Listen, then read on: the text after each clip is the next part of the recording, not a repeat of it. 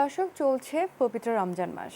রমজান মাস হোক বা যে সময় হোক না কেন, আমরা সবসময় বলি যে আপনারা আপনার হার্টের যত্ন নিচ্ছেন। তো হ্যাঁ, হার্ট হচ্ছে এমন একটা পার্ট আমাদের বডি যেটার যত্ন সবসময় নেওয়া উচিত।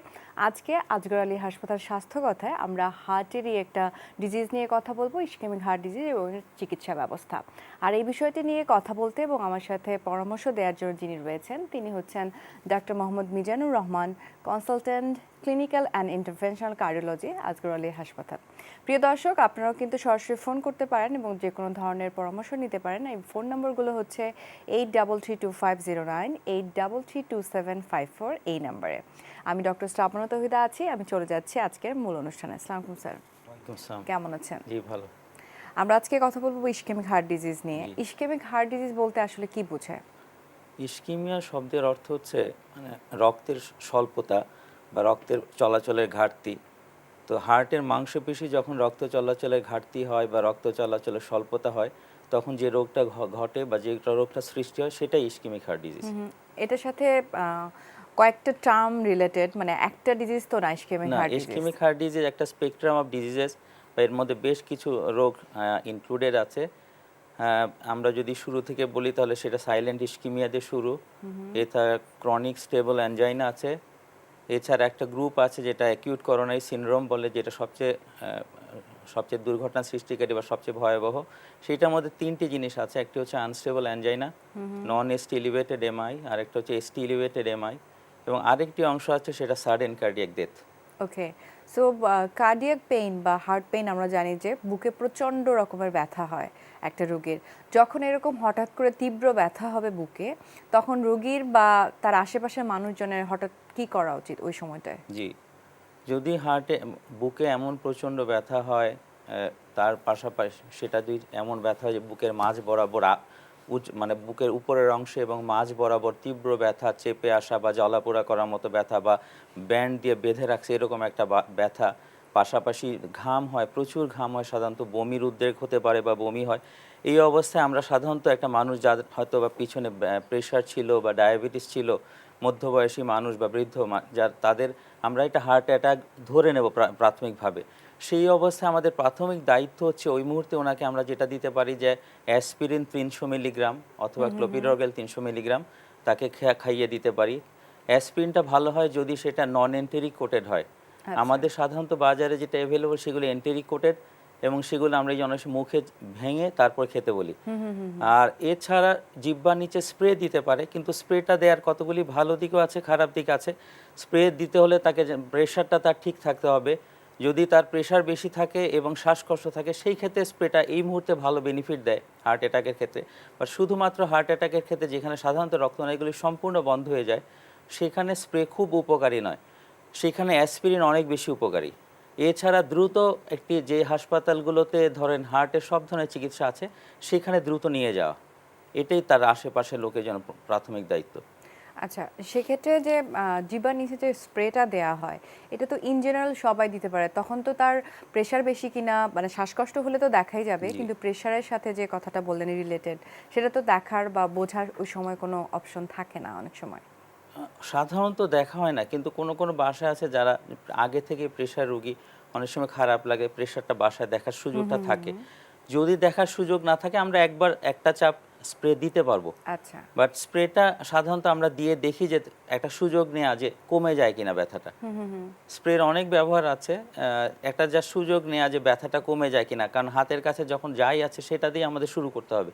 স্প্রেটা দিয়ে আমরা দেখতে পারি যদি রিভার্সিবল হয়ে থাকে, কারণ সব ব্যথায় প্রথমটাই অ্যাটাক নাও হয়, অনেক সময় সেটা আনস্টেবল অ্যানজাইনা পর্যায়ে থাকে, বা ব্যথাটা হয়তো কোনো সুযোগে রক্তনালী সঞ্চালন একটু বৃদ্ধি হলে তার উপকার হতে পারে, সেই জন্য সেই সুযোগটা নেওয়া। কিন্তু প্রেশার আইডিয়ালি উচিত হচ্ছে, যেহেতু স্প্রে প্রেশার কমিয়ে দিতে পারে আর হার্ট অ্যাটাকে প্রেশার কমে যেতে পারে, সেই জন্য স্প্রেটা ওই সময় একটা চিন্তার বিষয় যে আমি দেবো যে রুগীটার উপকার হবে কি হবে না। এক্স্যাক্টলি। আমরা তো ইসকেমিক হার্ট ডিজিজ নিয়ে কথা বলছি, হার্ট অ্যাটাক এবং এর রিলেটেড ট্রিটমেন্ট সবকিছু শুনবো। একটা ফোন এসেছে, ফোনটা নিতে চাই। হ্যালো। আসসালামু আলাইকুম। ওয়ালাইকুম আসসালাম। হ্যালো। হ্যাঁ, আপনি কথা বলুন, আমাদের সাথে আছেন ডক্টর। হ্যাঁ, আমার নাম সেলিনা বেগম, জি নারায়ণগঞ্জ থেকে বলছি। জি আমার বয়স হয়েছে 38 বছর।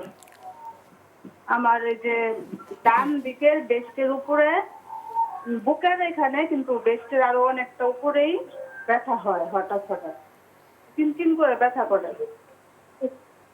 কিছু- কিছুক্ষণ চুপ করে থাকার পরে ব্যথাটা আবার চলে যায়, এরকম করে 2-1 মাস পর পর ব্যথা হয়। তো এই জন্য মানে জানতে চাইতেছি কোন ডাক্তার দেখালে ভালো হবে। এমনি হাড়ের ডাক্তার দেখাইছি, ইকো করাইছি, ইসিজি, ইমো, এগুলা অনেক কিছু করাইছি, কোনো সমস্যা ধরা পড়ে নাই। বলে যে হাড়ের ব্যথা। জি, আপনার প্রশ্নটা আমি বুঝতে পেরেছি। আপনার যে বয়স, আপনার কি প্রেশার বা ডায়াবেটিস আছে? না, আমার ডায়াবেটিস নাই, কিন্তু প্রেশারের ওষুধ খাই। প্রেশার ওষুধ খান। সাধারণত হ্যাঁ আপনার এই ব্যথাটা কি হাঁটতে গেলে বেড়ে যায়, বা আপনার এরকম অবস্থা? হ্যাঁ হ্যাঁ, হাঁটতে গেলে বেড়ে যায়, বা ওজনের কোনো কাজ করতে পারি না। জি, আচ্ছা। আপনার এই বয়সে সাধারণত একজন মেয়ের ইসকিমিক হার্ট ডিজিজ হওয়ার কথা না, এবং আপনি যে জায়গার কথা বলেছেন যে ডান দিকে এবং উপরের দিকে হয়, সেখানেও সাধারণত হ্যাঁ ইসকিমিক হার্ট ডিজিজে ব্যথা হয় না। সুতরাং হ্যাঁ সার্বিক বিবেচনায় প্রথমেই আপনি ইসকিমিক হার্ট ডিজিজ বলে মনে হচ্ছে না। কিন্তু আপনার যেটা উচিত, যে সাধারণত কতগুলি টেস্ট আছে যার দ্বারা আমরা রোগীকে আরও ভালোভাবে তো বিষয়টা বুঝিয়ে দিতে পারি যে তার আসলে ইসকিমিক হার্ট ডিজিজ আছে কিনা। সেই জন্য কতগুলি টেস্টের মাধ্যমে যেতে হয়। ইকোটা যথেষ্ট নয় এক্ষেত্রে। সাধারণত একটা স্ট্রেস টেস্ট করতে হয়। তার মধ্যে আছে, ধরেন আপনি যদি মেশিনে হাঁটতে পারেন তাহলে আপনি ডোবুটামিন স্ট্রেস করতে পারেন, বা ফিজিক্যাল স্ট্রেস ইকো করতে পারেন। তাহলে আপনি বিষয়টা আরও ভালোভাবে বলা যাবে যে আপনার ব্যথাটা কি হার্ট থেকে হচ্ছে না অন্য কোনোখান থেকে হচ্ছে। আচ্ছা, ঠিক আছে। Thank you so much phone করার জন্য। ইসকেমিক হার্ট ডিজিজের ট্রিটমেন্ট যদি জিজ্ঞেস করি স্যার, ইলাবরেটলি একটু যদি বলতেন। ইসকেমিক হার্ট ডিজিজের বেসিক্যালি আমরা 3টা মোড অফ ট্রিটমেন্ট আছে। একটা হচ্ছে যেটাকে বলি আমরা মেডিকেল ম্যানেজমেন্ট বা ওষুধ দিয়ে চিকিৎসা, আর এরপর হচ্ছে ইন্টারভেনশন, যেটা আমরা পারকিউটনাস করোনা ইন্টারভেনশন, যেটা বা করোনা এনজিওপ্লাস্টি বলি, আর একটি আছে সার্জারি, যেটা corona artery bypass surgery. So প্রথম যেটা বললেন, সেই ধাপটা তো অবশ্যই আমাদের হসপিটালগুলোতেই হচ্ছে। জি, এবং বাংলাদেশের সাথে যদি ইন্টারন্যাশনালি একটু হার্ট ডিজিজে, ইসকেমিক হার্ট ডিজিজের ট্রিটমেন্টের তফাৎ বলি, তাহলে কি আদৌ কোনো তফাৎ রয়েছে? বেসিক্যালি এখন সারা দুনিয়া জুড়ে চিকিৎসাকে একটা নির্দিষ্ট গাইডলাইনের মাধ্যমে করা হয়। সুতরাং যতটুকু চিকিৎসা দেয়া হচ্ছে সবটাই একটা আন্তর্জাতিক বিভিন্ন অর্গানাইজেশন যেগুলো আছে, যেমন এসিসি আহা আছে, ইউরোপিয়ান সোসাইটি অফ কার্ডিওলজি আছে, এদের যে গাইডলাইনগুলো আছে এগুলো আমরা ফলো করি। সুতরাং কোনো গ্রস পার্থক্য নেই তাদের সাথে আমাদের চিকিৎসা, তেমন কোনো পার্থক্য নেই। আমরা গাইডলাইন ফলো করে চিকিৎসা দিই। হার্ট অ্যাটাকের ক্ষেত্রে সর্বোত্তম চিকিৎসা ব্যবস্থা কোনটা? হার্ট অ্যাটাকের ক্ষেত্রে এখন পর্যন্ত যত চিকিৎসা এসেছে, যদি কারো হার্ট অ্যাটাক হতে, সবচেয়ে ভালো চিকিৎসা হচ্ছে প্রাইমারি পিটিসিএ। ওকে। প্রাইমারি পিটিসিএ হচ্ছে যে রুগীর একটা যখন হার্ট অ্যাটাক হয় তার একটা নির্দিষ্ট সময়ের ভেতরে হাসপাতালে পৌঁছালে, যেখানে প্রাইমারি পিটিসিএ হয়, সাথে সাথে তাকে ক্যাথ ল্যাবে নিয়ে একটা এনজিওগ্রাম করা হয়। এনজিওগ্রাম করে দেখা হয় যে কোন রক্তনালীটার জন্য অ্যাটাক হলো, যেটাকে আমরা বলি কালপ্রিট ভেসেল। সেই রক্তনালীটাকে খুলে ওপেন করে দেয়া এবং সেখানে একটা স্টেন্টিং করা এবং রক্ত চলাচলকে সম্পূর্ণভাবে এস্টাবলিশ করা, সেটাই হচ্ছে প্রাইমারি পিটিসিএ। এটা হচ্ছে কেন ইম্পর্টেন্ট, যে আমরা জানি যে হার্ট একটা পাম্প মেশিন, আমাদের রক্ত ভেতরে নেয় এবং সেটা পাম্প করে সারা শরীরে পৌঁছায়। সুতরাং হার্ট যদি অ্যাটাক হয় মানে হার্ট মাসল ড্যামেজ হয়ে যাওয়া। তো মিনিট ইজ মাসল বলে একটা কথা আছে। যত দ্রুত আমি হার্ট অ্যাটাকের রুগীকে রক্ত চলাচল এস্টাবলিশ করতে পারবো, আমি তার মাসল অ্যাকচুয়ালি কনজার্ভ করতে পারবো এবং তার হার্টটাকে সক্ষম রাখার চেষ্টা করতে পারবো। এই জন্য প্রাইমারি পিটিসি হচ্ছে সবচেয়ে ভালো চিকিৎসা। আচ্ছা। সো রিং পরানো হয়ে গেলে কি ট্রিটমেন্ট শেষ, নাকি এরপরে আরো ট্রিটমেন্ট রয়েছে? রিং অ্যাকচুয়ালি একটা পার্ট অফ দ্য ট্রিটমেন্ট। রিংটা তো অ্যাকচুয়ালি ধরেন আমাদের শরীরের অংশ না, এটা ফরেন বডি। যেহেতু আমার একটা রক্তনালীর প্রাথমিকভাবে যখন এই জিনিসগুলো শুরু হয় তখন বেলুন এনজিওপ্লাস্টি ছিল। বেলুন এনজিওপ্লাস্টিতে দেখা যেত যে প্রায় 30 থেকে 40% রোগীদের 6 মাসের ভিতরে রক্তনালীগুলো ব্লক হয়ে যেত। আচ্ছা। তখন আসলো নন মেডিকেটেড স্টেন্ট। নন মেডিকেটেড স্টেন্টগুলো যখন দেওয়া হলো, সেখানেও দেখা গেল প্রায় 20-25% রোগীদের রক্তনালী ব্লক হয়ে যাচ্ছে। এখন যেটা আসছে আপনার থার্ড জেনারেশন মেডিকেটেড স্টেন্ট, এগুলো অনেক ভালো থাকে, রক্তনালীগুলি দীর্ঘস্থায়ী খোলা থাকে এবং এটাই সর্বশেষ চিকিৎসা নয়। কারণ এরপরে এর কি চিকিৎসা আছে সেটা আমি শুনবো। স্যার একটা ফোন এসেছে, ফোনটা নিতে চাই। হ্যালো, আসসালামু আলাইকুম। জি হ্যাঁ, আমার সমস্যার কথা একটু বলছিলাম আর কি। কারণ এই যে বুকের বাম পাশে নিচে, বুকের বাম পাশে নিচে পেইন হয়। আচ্ছা, কয়েকদিন ধরে মানে আগে মাঝে মাঝে হয়তো ঘন ঘন হয় আর কি। বাম পাশে, বুকে বাম পাশের অংশে নিচে জি। নিচে উত্তর আপনার হ্যাঁ আপনার বয়সটা একটু বলবেন কি? 60 আপ, 60 60। হ্যাঁ, আপনার জি, আমি আপনার বুকের বাম পাশে নিচে ব্যথা হচ্ছে, এটা সাধারণত হার্টের ব্যথার জায়গা না। তারপরেও আপনি যেহেতু আপনি 60 ইয়ার্স, আপনার কি প্রেশার ডায়াবেটিস আছে? হ্যাঁ, আমার আছে, ডায়াবেটিস আছে, প্রেশার নাই, ডায়াবেটিস আছে। আপনার এই ব্যথাটা কেমন চরিত্রের, চাপ দিয়ে আসে বা খোঁচা দেয় বা জ্বালা পোড়া করে এরকম কিনা? না, জ্বালাপোড়া মানে মাঝে মাঝে ওইখান থেকে হয়, কিছু কিছু কিছুক্ষণ একটু বেশি হয়, তারপরে আবার আস্তে আস্তে সেরে যায়। জি আচ্ছা, হাঁটতে গেলে বা সিঁড়ি দিয়ে উপরে উঠলে খারাপ লাগে, আপনার ব্যথাটা বেড়ে যায়? না, এটা ওই রকম হয় নাই। ওরকম হয় নাই? না। ব্যথাটা ওই জায়গায় থাকে, অন্য কোথাও যায় না? না, ওই চো- জায়গায় না, একবার ওই জায়গায় না, একটু মানে নিচের অংশে মাঝামাঝিও আছে। জি দুই আচ্ছা। পাদরের মাঝামাঝি আছে, এখানে নিচে। জি আচ্ছা। উপরে আছে না, নিচে। জি। আপনার ব্যথাটা খুব ক্যারেক্টারিস্টিক্যালি না, হার্ট ব্যথা বলে মনে হচ্ছে না। আপনাকেও আসলে একটা সুনির্দিষ্ট ওই প্রোটোকল অফ টেস্টের ভিতর দিয়ে যেতে হবে। প্রথমে আপনার রিস্ক ফ্যাক্টরগুলো বিভিন্ন জিনিস দেখতে হবে, আপনার ডায়াবেটিস, আপনার আদার লিপিড প্রোফাইল এবং অন্যান্য জিনিসগুলো রক্তের পরীক্ষা করতে হবে। পাশাপাশি আপনাকে একটা স্ট্রেস টেস্ট করতে হবে, সেটা হচ্ছে ইটিটি হতে পারে, physical stress echo, dobutamine stress echo. এগুলো করলে আপনার বলা যাবে যে আসলে হার্ট ডিজিজ আছে কিনা, যদিও ব্যথাটা হার্ট ডিজিজ বলে মনে হচ্ছে না। ইটিটি আমি করছিলাম, দুইবার করছি, ওইখানে কোনো সমস্যা হয় নাই। জি। ইটিটি কো জি। আমি দুইবার করা হয়েছে, কোনো সমস্যা জি। পাইনি আর কি। সেটা তাই হওয়ার কথা, কারণ ব্যথাটা আপনার ওইরকম মনে হয় না হার্টের বলে মনে হয় না। গ্যাস্ট্রিকের ইয়েটা আছে কি, এটা গ্যাসের জন্য হয়? এটা হইতে বলা পারে মুশকিল, কিনা। এটা বলা কঠিন আমাদের জন্য যে গ্যাস থেকে হচ্ছে কিনা। ধন্যবাদ ফোন করার জন্য স্যার। আমরা আরো কথা বলবো একটা ব্রেক থেকে ফিরে এসে। প্রিয় দর্শক, নিচে একটা বিরতি, ফিরে আসবো একটু পরেই। সাথে ছিলেন, আশা করবো সাথে থাকবেন।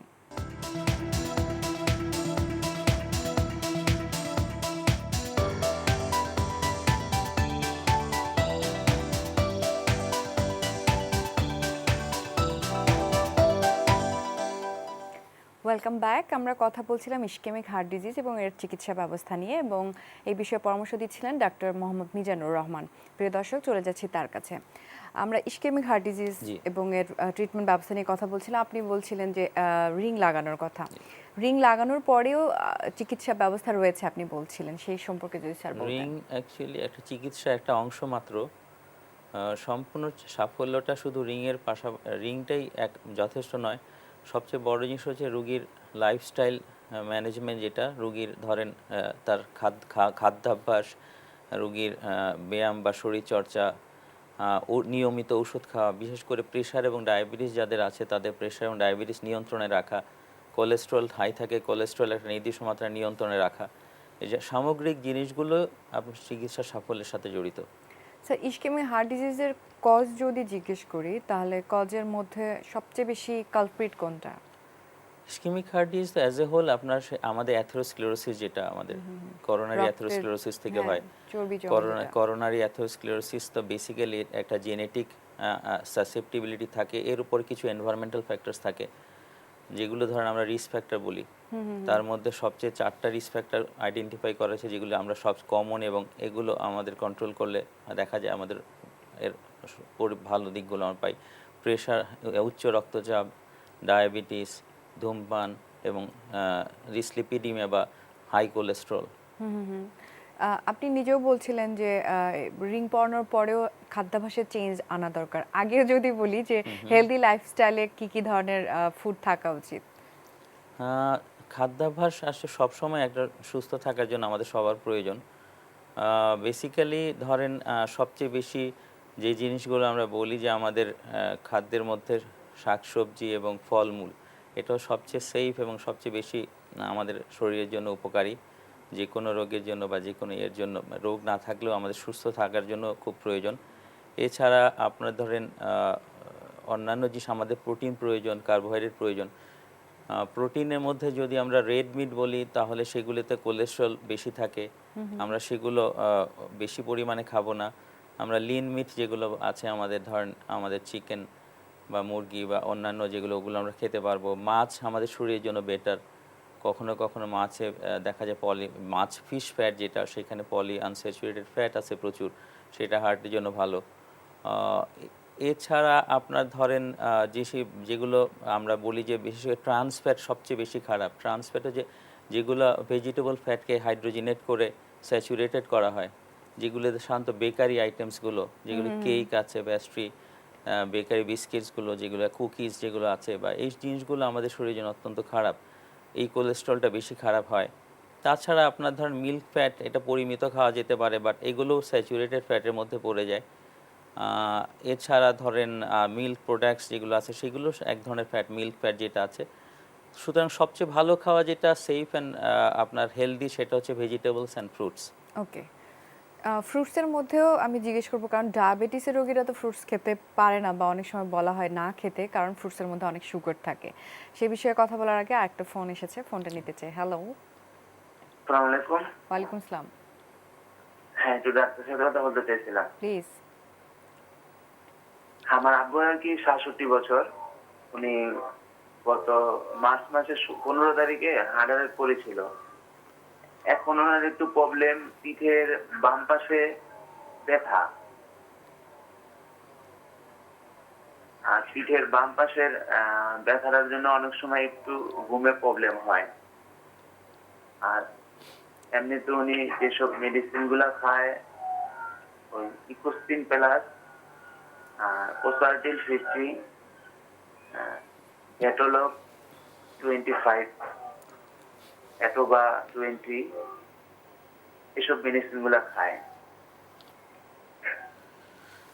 আর বেস্টারাল MR 35। জি, না সব ঠিক আছে। আপনার আবার পিঠের যে অংশে ব্যথা হচ্ছে সেটা সরাসরি হার্ট বলে মনে হচ্ছে না, মাংসপেশি বা সেখানে আপনার আমাদের যে মেরুদণ্ড আছে এগুলো থেকেও পিঠে ব্যথা হতে পারে। তো উনি হাঁটাহাঁটি এবং কেমন করতে পারেন, হাঁটাহাঁটি করলে কোনো কষ্ট হয় কিনা, শ্বাসকষ্ট বা বুক ব্যথা হয় কিনা? হ্যাঁ, একটু স্যার এই যে আব্বুর সাথে কথা বলবো। ওয়ালাইকুম আসসালাম। হাঁটাহাঁটি করলেও ব্যথা করে ওই পিঠে বাম পাশে মাঝখানে। জি আচ্ছা। 2 বছর ধরে এই ব্যথাটা করে স্যার। জি আচ্ছা, হাঁটাহাঁটি করলে ব্যথা হয়, আবার বিশ্রামে সেটা চলে যায়? না, যায় না, বিশ্রামে যায় না। এই সব সময় চিনচিনে ব্যথা করতেই থাকে।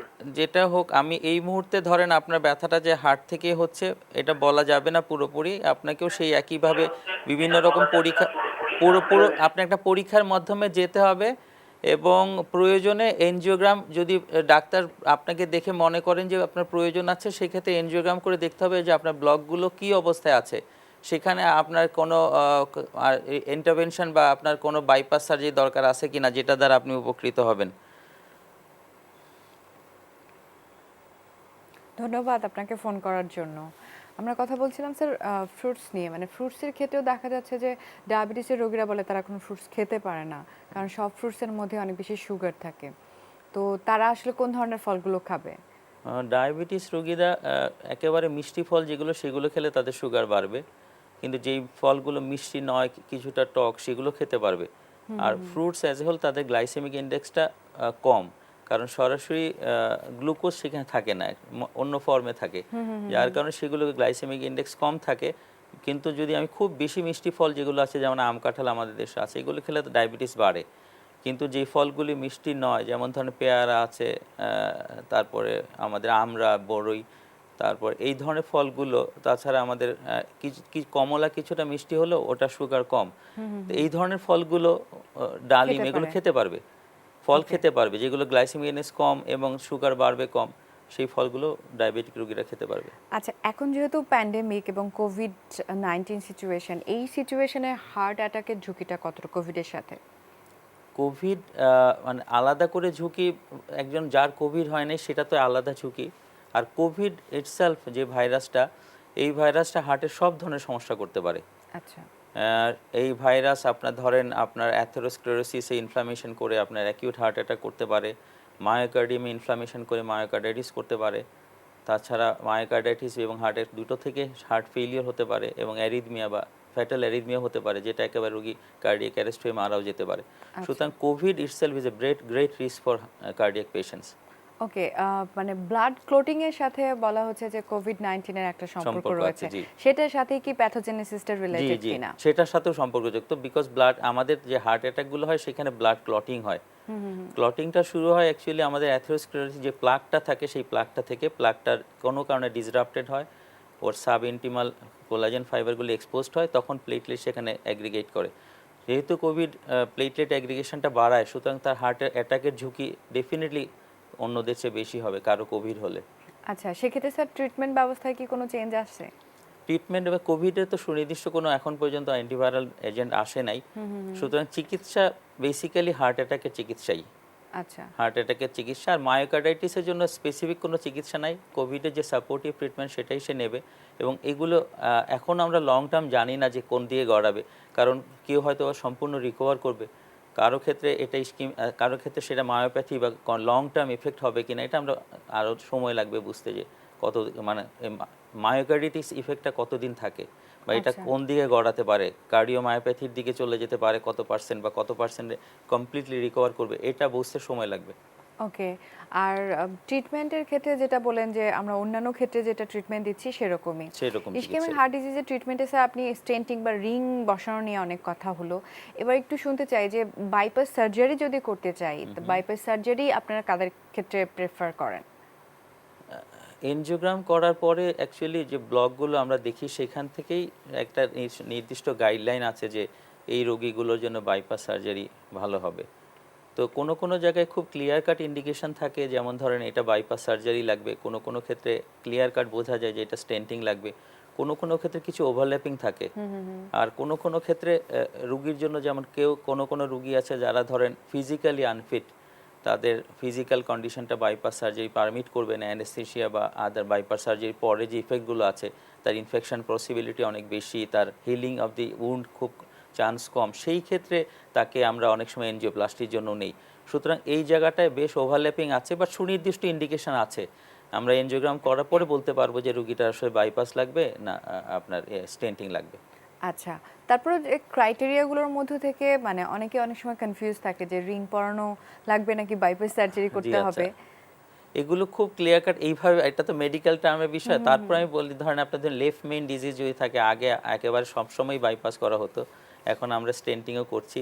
ট্রিপল ভেসেল ডিজিজ একসময় ধরেন সরাসরি শুধু বাইপাসে চলে যেত, এখন আমরা তাদের ওই স্কোরিং করে দেখি যে এটা কোন অবস্থায়, তার ক্যালসিফিকেশন কেমন, তার আপনার ধরেন রক্তনালীগুলি খুব টর্চুয়াস কিনা, তার সাইড ব্রাঞ্চের ডিজিজ আছে কিনা, তার ডিস্টাল ভেসেল ডিজিজ আছে কিনা, তার এই সমস্ত বিষয়গুলোকে আমরা কনসিডার করে আমাদের বিবেচনা নিতে হয় যেটা এজ কি বাইপাস। এখানে কোনো ম্যাটার করে কিনা?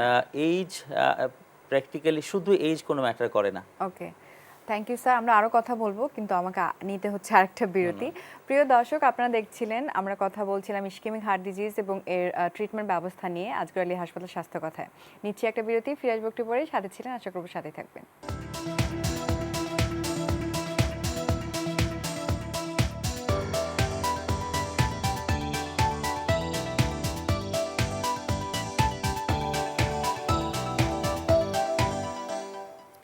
আরও একবার স্বাগত আজকের আলী হাসপাতাল স্বাস্থ্য কথায়। আমি ডক্টর শ্রাবণ তৌহিদা আছি এবং আমার সাথে যিনি ছিলেন তিনিই রয়েছেন doctor Mohammad Mizanur Rahman, consultant clinical and interventional cardiology. Sir, আমরা কথা বলছিলাম ট্রিটমেন্ট ব্যবস্থা নিয়েও কথা হলো ইসকেমিক হার্ট ডিজিজে। আমি করোনারি বাইপাস সার্জারি সম্পর্কে জানতে চাইলাম এবং সেটা আসলে অনেকের প্রশ্ন, সেজন্য এই প্রশ্নটি করা। ওভারঅল আপনি বলছিলেন যে বাংলাদেশে যে মানে ইসকেমিক হার্ট ডিজিজের ট্রিটমেন্ট ব্যবস্থা, সেটা ইন্টারন্যাশনালি যে রুলস সেই অনুযায়ী করা হয় বা প্রোটোকল মেনটেন করা হয়, এটা সাফল্য যদি বলি ওভারঅল বাংলাদেশের শহর এবং গ্রামে, তাহলে সেটা ওভারঅল আপনি কি বলবেন? বাংলাদেশে গত ধরেন 30 বছরে বেশ একটা সাফল্য অর্জন করেছে আমাদের এই যে হার্টের হৃদরোগ চিকিৎসায়। আমি নিজে ধরেন ঢাকা মেডিকেল কলেজ থেকে পাশ করেছি প্রায় 35 বছর আগে। তখন আমি দেখেছি ঢাকা মেডিকেল কলেজ যেটা আমাদের শ্রেষ্ঠ বিদ্যাপীঠ বলা হয় বাংলাদেশে, সেখানেও আমরা ওয়ার্ডে কোনো রকম মনিটরিং ছিল না, আপনার কোনো রকম সেখানে ইসিজি ছাড়া প্র্যাকটিক্যালি কোনো পরীক্ষা আমাদের ছিল না। রোগীরা আসতো, অনেক সময় ধরেন অ্যারিথমিয়া মারা যেত, আমরা কিছু করতে পারতাম না। সেই জায়গা থেকে আজকে আমরা এমন একটা জায়গায় এসে দাঁড়িয়েছি যে আমাদের ডাক্তাররা বিভিন্ন আন্তর্জাতিক পরিমণ্ডলে তারা নিজেরা তাদের পেপার প্রেজেন্ট করছে, ফ্যাকাল্টি হিসাবে যাচ্ছে এবং তারা সাফল্য অর্জন করছে। বাট আমরা যদি বিবেচনায় নেই যে এই ইসকিমিক হার্ট ডিজিজ এই আধুনিক চিকিৎসাটা কারা পাচ্ছে, আমাদের আজকে বেসিক্যালি ঢাকা কেন্দ্রিক এবং কিছু বিভাগীয় শহরে বা কোনো মেডিকেল কলেজগুলোতে হয়েছে, বাট পুরো দেশটাকে আমরা একটা নেটওয়ার্কে আনতে পারি নাই। যেটা সবচেয়ে বেশি ইসকিমিক হার্ট ডিজিজে প্রয়োজন যে হার্ট অ্যাটাক চিকিৎসার উন্নতিটা। হার্ট অ্যাটাক চিকিৎসায় তো তিনটা জিনিস, একটা হচ্ছে আপনার ঔষধ যেটাকে আমরা ফিব্রিনোলাইটিক বলি, যেখানে আমরা স্ট্রেপ্টোকাইনেসটাই কমনলি ইউজ করি, বাট স্ট্রেপ্টোকাইনেসটা অনেক পুরাতন এবং স্ট্রেপ্টোকাইনের ইফিকেসিও কম।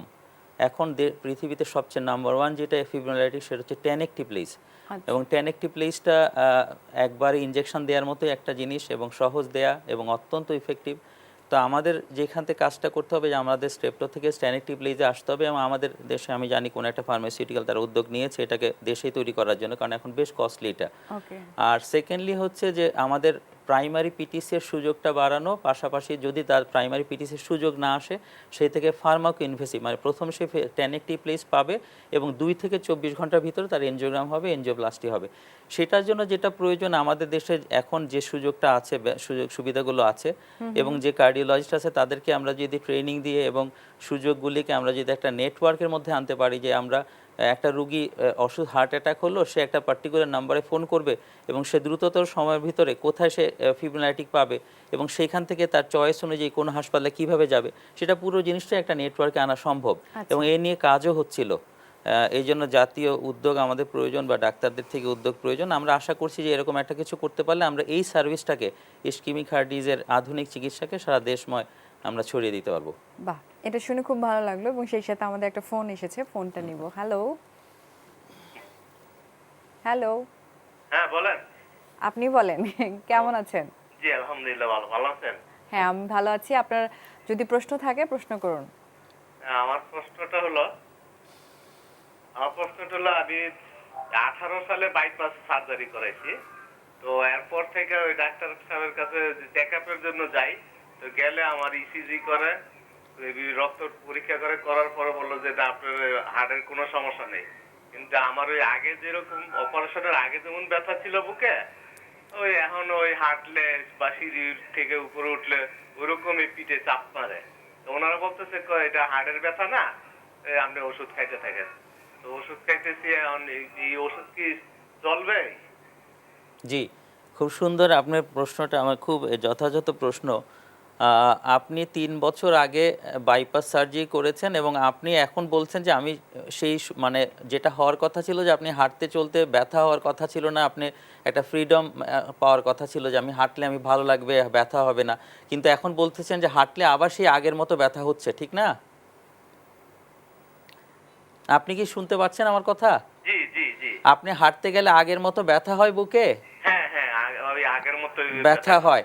সুতরাং এই ক্ষেত্রে শুধু রক্ত আর ইসিজি ইকো করলে চলবে না, আপনাকে যেটা করতে হবে প্রথমে একটা স্ট্রেস টেস্ট করতে হবে। সেটা যদি পজিটিভ থাকে, মানে যেটাকে আমরা বলি যে ইটিটি বলে সাধারণত পরিচিত, ইটিটি বা আপনি ফিজিক্যাল স্ট্রেস ইকো, এর চেয়ে ভালো ডোবিউটামিন স্ট্রেস ইকো আছে, এগুলো করা যেতে পারে। সরাসরি আপনি সিটি করোনারি এনজিওগ্রামও করতে পারেন। সেই ক্ষেত্রে বোঝা যাবে যে আপনার বাইপাস গ্রাফটে কোনো ব্লক হলো কিনা বা অন্য কোথাও কোনো ব্লক হলো কিনা। কারণ এটা হওয়ার কথা না যে একটা বাইপাস সার্জারি করার পরে 3 বছরের মাথায় এসেই যে রুগী আবার সেই আগের মতো সিমটোম্যাটিক হবে, এটা সাধারণত হওয়ার কথা না। যেহেতু হচ্ছে, এটা আমাদের নিশ্চিত হওয়া দরকার যে বাইপাস গ্রাফটেও অনেক সময় দেখা যায় কি ব্লক হতে পারে, ভেনাস গ্রাফটগুলোতে বা অন্য আর্টারিতে নতুন করে ব্লক হতে পারে। সেটা নিশ্চিত হলে প্রাথমিক পর্যায়ে টেস্ট হচ্ছে একটা স্ট্রেস টেস্ট। স্ট্রেস টেস্ট যদি নেগেটিভ হয় তাহলে আপনাকে 70 থেকে 80% নিশ্চয়তা দিয়ে বলা যাবে যে আপনার হার্টের ব্লক নেই। কিন্তু সিটি এনজিওগ্রামটা আরও সেন্সিটিভ টেস্ট। সিটি এনজিওগ্রামটা করলে আমরা ভালো বুঝতে পারি। আপনি এই টেস্টগুলির মধ্যে দিয়ে যান, তারপরে আপনি যদি একজন কার্ডিওলজিস্ট দেখান তাহলে সে আপনাকে বলে দিতে পারবে যে আসলে ঘটনাটা কি, ব্যথাটা কি হার্ট থেকে হচ্ছে না অন্য কোনো কারণে হচ্ছে। না, এটা তো আমার যে অপারেশন করার পর 3 মাস 4 মাস পরপরই যখন চেকআপে গেছি না, জি, তখনই আমার ব্যথা করতো। তখন বলতাম যে আমার তো ব্যথা আছে, বললো যে এটা হাড়ের ব্যথা না, এটা যাইব আস্তে আস্তে, এই কথা বলতো। কিন্তু এখন তো আপনার 3 বছর হয়ে গেছে, যাচ্ছেন আপনি বলেছেন। জি জি। সুতরাং আমাদের একটু আরেকটু গভীরে গিয়ে দেখা দরকার। আচ্ছা, সিটি অ্যাঞ্জিওগ্রামে কত খরচ যাইতে পারে কিরকম? এটা বিভিন্ন হাসপাতালে বিভিন্ন রকম খরচ আছে। এটা আমার মনে হয় যে আপনি যে যে হাসপাতালে যাবেন ওরা বলে দেবে আপনাকে যে কত খরচ লাগবে। সাধারণত 15 থেকে 20,000 টাকার মতো খরচ হয়। আর এই যে ওষুধ যা লেখছেন যে সব চলবে, এটা কি এটা এটা বুঝতে হলে আপনাকে আসলে ফিজিক্যালি একজন ডাক্তারকে কাছে আসতে হবে। উনি আপনাকে সামগ্রিকভাবে বিচার করে আপনাকে বলতে পারবে যে ওষুধগুলো আপনি খাচ্ছেন এটা কি অ্যাডিকুয়েট কিনা বা আপনার জন্য সঠিক কিনা। আচ্ছা আচ্ছা, ঠিক আছে ঠিক আছে, অনেক ধন্যবাদ, অনেক ধন্যবাদ। আপনাকেও ধন্যবাদ ফোন করার জন্য। আমরা তো বাংলাদেশের সার্বিক অবস্থা নিয়ে কথা বললাম, মানে ট্রিটমেন্ট ব্যবস্থা নিয়ে হার্টের ক্ষেত্রে। স্যার, এই যে যিনি ফোন করেছিলেন তিনিও আসলে ইনভেস্টিগেশনের কথা জানতে চাচ্ছিলেন, বা ওভারঅল হার্ট অ্যাটাক বা ইসকেমিক হার্ট ডিজিজের কোন কোন ইনভেস্টিগেশনগুলো ইউজুয়ালি আমরা করে থাকি? হার্ট অ্যাটাক প্রথমে একটা আমরা যে রক্ত পরীক্ষা টেস্টগুলি যেগুলো করা হয় সেগুলো বেসিক্যালি দেখা হয় তার রিস্ক ফ্যাক্টরগুলো। যেমন ধরুন আমরা তার ডায়াবেটিক স্টেটাসটা দেখি, আমরা একটা fasting sugar, average sugar, haemoglobin A1C করি, আর এছাড়া ফার্স্ট লিপিড প্রোফাইলটা দেখি। এছাড়া তার ব্যাকগ্রাউন্ড বোঝার জন্য অনেক সময় ধরুন আমাকে তাকে এনজিওগ্রাম করতে হতে পারে, সেই জন্য রেনাল কন্ডিশন বা সেরাম ক্রিয়েটিনটা এই জন্য দেখা হয়। আর এছাড়া থাইরয়েড ফাংশনটাও দেখি আমরা কোনো কোনো ক্ষেত্রে। এগুলো হচ্ছে তার রিস্ক ফ্যাক্টর দেখা। আর এরপর আমরা যেটা দেখি যে বেসিক হার্টটা কেমন আছে, সেই জন্য একটা ইসিজি ইকো করতে হয় আমাদের। এরপর যেই রোগীগুলিদের জন্য প্রয়োজন মনে করি যে তাকে একটা স্ট্রেস টেস্ট করা দরকার, এটাকে আমরা বলি প্রভোকেবল মায়োকার্ডিয়াল ইসকেমিয়া। তার মানে তাকে যখন একটা স্ট্রেসের ভিতর দেওয়া হয় তখন হার্ট কেমন চলাচল করে রক্তটা আসলে সেটা বোঝার জন্য। সেটার জন্য সিম্পলেস্ট টেস্ট হচ্ছে আপনার আমাদের যে এক্সারসাইজ টলারেন্স টেস্ট বা ইটিটি করি। আরেকটু সেন্সিটিভ টেস্টের দিকে যদি যাই আমরা, তাহলে ফিজিক্যাল স্ট্রেস ইকো, মানে ইকো এবং এক্সারসাইজটা পাশাপাশি করা হয়। রেস্টে ইকোটা দেখা হয়, এক্সারসাইজ করার পরে ইকোটা দেখা হয়। এছাড়া যারা দৌড়তে পারে না, ধরেন অনেক একটু বয়স্ক আছে, হাঁটুতে অসুবিধা থাকতে পারে, কোমরে অসুবিধা থাকতে পারে, তাদের জন্য হচ্ছে ডোভিটামিন স্ট্রেস ইকো বা এটাকে ফার্মাকোলজিক্যাল স্ট্রেস বলে বা ডোভিটামিন স্ট্রেস ইকো। তো এইভাবে তাছাড়া আরও কতগুলো স্ট্রেস আছে, যেমন মাইক্রোয়েল পারফিউশন ইমেজিং আছে, যেগুলো আপনার নিউক্লিয়ার মেডিসিনের জুরিসডিকশনে পড়ে। সেখানেও আমরা দেখতে পারি যে তার হার্টের সেখানে পেট স্ক্যানে আমরা কার্ডিয়াক মেটাবলিজম অ্যাসেস করে বুঝতে পারি যে হার্ট কেমন আছে, সেখানে কোনো কিছু লাগবে কিনা, ইসকেমিয়ার বিষয়গুলো বুঝতে পারি। বিভিন্ন টেস্ট আজকাল আছে। কিন্তু হার্ট অ্যাটাক নিয়ে যখন হসপিটালে আসে তখন ইমিডিয়েটলি আসলে কোনো টেস্ট কি করানো হয়? জি, ইমিডিয়েট সবচেয়ে বেশি প্রয়োজন তো হার্ট অ্যাটাকের জন্য আমরা যেটা ক্রাইটেরিয়াগুলি বলি যে হার্ট একটা পেশেন্টের সিমটম, একটা ইসিজি এবং আপনার কার্ডিয়াক বায়োমার্কার যেটা। সুতরাং ইসিজি হচ্ছে নাম্বার। এখন যেটা বলে ইএসসি গাইডলাইনে 10 মিনিটের মধ্যে, ফার্স্ট ফোন কলের থেকে 10 মিনিটের মধ্যে রুগীটার ইসিজি হতে হবে, যেটা আমাদের দেশে হয়তো সম্ভব না, বাইরের দেশে সম্ভব। বাইরের দেশ ওরা যেটা করে উইদিন 10 মিনিটস তার ইসিজিটা হয়ে যায়। এবং এই ইসিজি একটা তৎকালীন ক্রাইটেরিয়া আছে, বাট ইসিজি নর্মালও থাকতে পারে হার্ট অ্যাটাকের পরে। আমরা ইসিজি ক্রাইটেরিয়াটা দেখি। আরেকটা বায়োমার্কার যেটা ট্রোপোনিন আই এখন সবচেয়ে বেশি করা হয়, ট্রোপোনিন আই। ওকে, আরেকটা মানে সমস্যা, যেটা সমস্যা না ঠিক, এখন রমজান মাস যেহেতু, ইসকেমিক হার্ট ডিজিজ হোক আর হার্টের রিলেটেড পেশেন্টরা, তাদেরকে অনেকগুলো ওষুধ খেতে হয় যেগুলো চলতেই থাকে। জি। তো এই সময়টা কোন সময় ওষুধগুলো খাবে সেটা নিয়ে যদি একটু বলতেন। অ্যাকচুয়ালি রমজান মাসে যেহেতু একেবারেই আমরা ধরেন শীতে যদি যাই তাহলে দেখা যায় কি রোজাটা ছোট হচ্ছে, গরমকালে রোজাটা বড় হচ্ছে, সুতরাং একেবারে ওইভাবে ভাগ করে খাওয়া যাবে না। বাট যারা স্টেবল কার্ডিয়াক পেশেন্ট, যারা আদারওয়াইজ বারবার স্টেবল বলতে বোঝায় আমাদের কয়েকটা জিনিস। একটা হচ্ছে পেইন নাই, তার হাঁটাহাঁটি করছে সার্টেন রেঞ্জে, তার বুকে ব্যথা হচ্ছে না, শ্বাসকষ্ট নেই, এবং প্রেশারটা স্টেবল থাকে, এই ধরনের রুগীরা তারা ইফতার থেকে এবং সেহরি মধ্যে ওষুধগুলিকে ভাগ করে খাবে।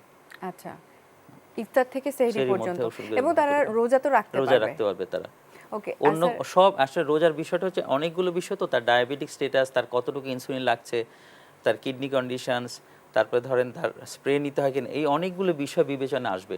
কিন্তু স্বাভাবিকভাবে একটা রোগী যদি স্টেবল হয় এবং তার অন্য কোনো ঝুঁকি না থাকে, অন্য কোনো তীব্র অসুখ, অন্য অসুস্থতা না থাকে, তাহলে সে রোজা রাখতে পারবে। একটা হার্ট অ্যাটাকের রোগী স্বাভাবিক জীবনযাপনে ফিরে আসতে তার কতদিন সময় লাগে? সাধারণত যেটা বলা হয় যে নির্ভর করে তার হার্ট অ্যাটাকটা কতটুকু হয়েছে, ম্যাসিভ কতটুকু ড্যামেজ করেছে হার্টটা, সেটা একটা কনসিডারেশন, পয়েন্ট অফ কনসিডারেশন। আর কতটুকু ফিরিয়ে আনা যাবে, মানে আপনি ধরেন এনজিওগ্রাম করে তাকে এনজিওপ্লাস্টি করলে তার হার্ট কতটুকু ফিরে আসবে, এই সামগ্রিক বিবেচনায় নেওয়া যাবে সে কতটুকু, আর সে কীরকম কাজ করতো, কতটুকু লোড তাকে নিতে হয়, এই সবগুলো বিবেচনা নিতে হবে। ধরেন সেডেন্টারি জব যারা করে, যারা বসে কাজ করতে হয়, তারা তো ধরেন হার্ট অ্যাটাকের পরে সাধারণত আমরা বলি যে 6 সপ্তাহ তার হিলিং টাইম। এই 6 সপ্তাহের মধ্যে ওই জায়গাটা একটা হিল হয়ে যায়, হার্ট অ্যাটাকের যে ড্যামেজটা হয় সেটা এটা হিলড হয়ে যায়, সেখানে স্কার টিস্যু দিয়ে রিপ্লেসড হয় এবং একটা স্টেবল কন্ডিশনে চলে আসে পেশেন্ট। এই মুহূর্তে যে সে ওষুধ খায় এবং তার যদি কোনো ব্যথা না থাকে, শ্বাসকষ্ট না থাকে, তাহলে সে একটা স্বাভাবিক জীবনে ফিরে আসতে পারবে। তার হার্ট এখন কতটুকু সে আগের কি কাজ করতো, খুব স্ট্রেসফুল জব হলে তার হার্ট ফাংশন যদি খুব কমে যায় তাহলে সে তার আগের কাজে ফিরে আসতে পারবে না। আচ্ছা, তারপর আমরা 6 সপ্তাহ হচ্ছে 6 সপ্তাহটা usually বলে healing time। থাকি। Okay, thank you so much sir. আমাদের আসলে সময় একদম শেষের দিকে, আপনি এত সুন্দর করে সব কিছু বুঝিয়ে বলেছেন। আই হোপ যে যারা দর্শক ছিল তারা ইসকেমিক হার্ট ডিজিজ বা হার্ট রিলেটেড যত ধরনের কোয়ারিজ ছিল সেগুলো দূর হয়েছে। অনেক ধন্যবাদ। প্রিয় দর্শক, এই ছিল আমাদের আজকের আয়োজন। হোপফুলি আপনাদেরকে এতটুকু হলেও সাহায্য আমরা করতে পেরেছি। আমাদের এই চেষ্টা কিন্তু চলতেই থাকবে। আগামী সপ্তাহে আমি ডক্টর শ্রাবণ তৌহিদ আবারও চলে আসব আরও একটা ইম্পর্ট্যান্ট টপিক নিয়ে, এবং সেই সাথে আমার সাথে থাকবেন একজন বিশেষজ্ঞ ডক্টর। আপনারা ভালো থাকুন, সুস্থ থাকুন, দেশ টিভির সাথেই থাকুন।